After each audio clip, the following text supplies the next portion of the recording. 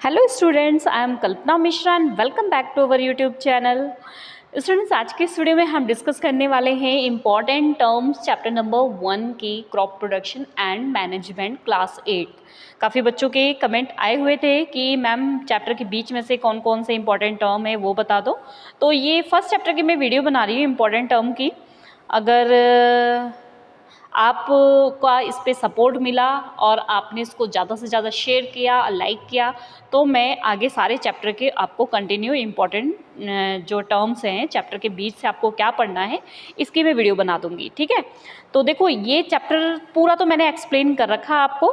ठीक है, अब यहाँ पे मैं आपको मेन टॉपिक्स बता देती हूँ आपको पढ़ना क्या है। सबसे पहले यहाँ से आप ये पढ़ लेना फर्स्ट से, क्रॉप क्या होता है। ठीक है, कि क्रॉप क्या है कि व्हेन प्लांट्स सेम काइंड, एक जैसे प्लांट को जब लार्ज स्केल पर हम ग्रो करते हैं उसे हम कहते हैं क्रॉप्स। ठीक है, एक तो यहाँ से ये पढ़ना है आपने। उसके बाद आपका है यहाँ पर अगले पेज पे आ जाना। अगले पेज पे आपको मिल जाएगा जो सीज़न है उसके अकॉर्डिंग क्रॉप्स को 2 टाइप में डिवाइड किया है, rabi crops and kharif crops. Rabi crops कब होती है ये भी आपको पता होना चाहिए, विंटर में, और कौन से मंथ से कौन से मंथ तक होती हैं, कब इनको हार्वेस्ट किया जाता है, काटा जाता है, और इनकी एग्जाम्पल। ठीक है, उसके बाद आपका आ जाते हैं खरीफ क्रॉप्स में, सेम कब ये ग्रो की जाती हैं। ठीक है, मतलब कौन सी क्रॉप इनको कहा जाता है, कब ग्रो की जाती हैं, उसके बाद कब हार्वेस्ट की जाती हैं, और उसके बाद इनकी एग्जाम्पल्स। ठीक है, उसके बाद यहाँ पर आपने बेसिक प्रैक्टिसेस, ये लाइन से आप पढ़ लेना, कई बार ये क्वेश्चन आ जाता है और लाइन से आपको पता होना चाहिए कि बेसिक प्रैक्टिसेस कौन कौन से होते हैं। प्रिपरेशन ऑफ सॉइल में आ जाते हैं। प्रिपरेशन ऑफ सॉइल में आपको कुछ खास यहाँ पे पढ़ने वाला नहीं है। ठीक है, तो जो भी होगा मैं आपको बताती जाऊँगी, यहाँ से ये पढ़ लेना। ठीक है, the process of the turning of the soil by using tiller and ploughing is called the tilling and ploughing. एक डेफिनेशन यहाँ से पढ़ लेना। उसके बाद आगे चलते हैं हम, आगे अगले पेज पे आ गए हम। पेज नंबर 10 पे हूँ मैं, शायद देख लेना। और यहाँ पर आपको पढ़ने वाला कुछ नहीं है। यहाँ पे ब्रॉडकास्टिंग मेथड पढ़ लेना थोड़ा सा, कि जब हम हाथों से चीज़ों को ऐसे बिखेरते, मतलब बीजों को बिखेर के खेतों में डिस्ट्रीब्यूट करते हैं, उसे हम क्या बोलते हैं, ब्रॉडकास्टिंग। ठीक है, और ये सारा हमने वैसे जो बैक एक्सरसाइज के क्वेश्चंस हैं उसमें हैं, तो यहाँ पे कोई ज़्यादा फोकस करने की ज़रूरत नहीं है। ठीक है ना, आंसर के क्वेश्चन जरूर पढ़ लेना कि जो सीड है वो फ्लोट क्यों करते हैं, क्योंकि जो हेल्दी सीड्स होते हैं वो तो नीचे टिप कर जाते हैं, जो अनहेल्दी सीड्स होते हैं वो ऊपर फ्लोट करते हैं। ठीक है, तो यहाँ पे यही पूछा हुआ है कि जो बॉटम में चले जाते हैं वो कैसे होते हैं, वो हेल्दी सीड्स होते हैं। उसके बाद यहाँ आपको कुछ नहीं पढ़ने की ज़रूरत है यहाँ पर। उसके बाद यहाँ पर आप ज़रूर ये पढ़ लेना कि नर्सरी किसे कहते हैं। ठीक है, तो ये नर्सरी की डेफिनेशन यहाँ से ज़रूर पढ़ लेना। ठीक है, उसके बाद ये कंपोस्ट ज़रूर पढ़ लेना कि कंपोस्ट क्या होता है। यहाँ से कंपोस्ट वाला पॉइंट, कि जो हम डेड वेजिटेशन, मतलब सब्जियों के छिलके वगैरह से बनाते हैं उसे हम कंपोस्ट कहते हैं। उसके बाद ग्रीन मैन्योर कर लेना।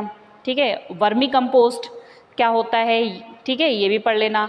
ठीक है, और वर्मी कंपोस्ट जो है उसमें अर्थवॉर्म के थ्रू बनाते हैं, अर्थवॉर्म को फार्मर का फ्रेंड भी कहते हैं। ठीक है, और उसके बाद एक यहाँ पे फार्म यार्ड पढ़ लेना, फार्म यार्ड। ठीक है, ये मैं आपको इसलिए बता रही हूँ कि अगर आपने मेरिट में आना है तो आपको ये टॉपिक बिल्कुल नहीं छोड़ना है।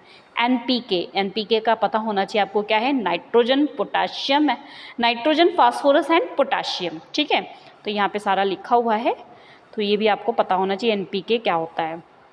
उसके बाद मैनुअल फर्टिलाइजर में डिफरेंस तो आपके बैक साइज में है।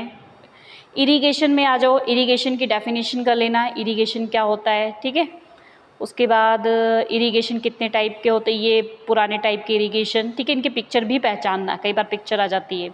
उसके बाद स्प्रिंकल सिस्टम, ड्रिप सिस्टम, ये तो सारा आपने पढ़ा ही होगा। ठीक है, उसके बाद यहाँ से डेफिनेशन पेस्ट क्या होता है। ठीक है, ये पढ़ लेना, पेस्ट। उसके बाद आगे यहाँ पे आपको कुछ भी पढ़ने की ज़रूरत नहीं है। आगे अगर आपने पढ़ना है तो वीडिंग पढ़ लेना।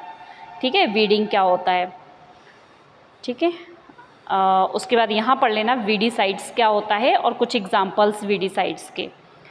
उसके बाद आपको चैप्टर मैंने समझा रखा है, आप देख लेना। अगर आप कहोगे कि मैम शॉर्ट में जल्दी में चैप्टर समझा दो, तो मैं उसकी भी वीडियो कोशिश करूँगी बनाने की। बस इसके लिए आपका सपोर्ट मिलना चाहिए, ज़्यादा से ज़्यादा वीडियो को लाइक और शेयर मिलना चाहिए। ठीक है, उसके बाद हार्वेस्टिंग की डेफिनेशन ज़रूर पढ़ लेना। ठीक है, थ्रेसिंग पढ़ लेना यहाँ से, थ्रेसिंग, उसके बाद विनोइंग, उसके बाद बस ऑलमोस्ट तो हम बाकी क्वेश्चन में यहाँ पे सिलोस क्या होता है ये पता होना चाहिए आपको, सिलोस क्या होते हैं। सारा मैंने चैप्टर समझा रखा है। यहाँ पे ये पढ़ लेना, ग्रीन रेवोल्यूशन किस, फादर ऑफ ग्रीन रेवोल्यूशन किसको माना जाता है, और ग्रीन रेवोल्यूशन था क्या ये भी पढ़ लेना एक बार, ठीक है। एनिमल हस्बेंड्री क्या होती है, वैसे तो बैक एक्सरसाइज में क्वेश्चन है ये, तो ये इंपॉर्टेंट है। पिसिस कल्चर, ये एपीकल्चर, ये सारे बैक एक्सरसाइज में है, तो उसको पढ़ लेना सारा। डेयरी फार्मिंग, ये चीज़ें आ सकती है आपके पेपर में, ठीक है। उसके बाद जो पॉइंट्स रिमेंबर होते हैं ना, एक बार इनको जरूर सारे रीड कर लिया करो, ठीक है। Okay students, I hope video helpful हुई हो। मिलते हैं नेक्स्ट वीडियो में, बाय बाय।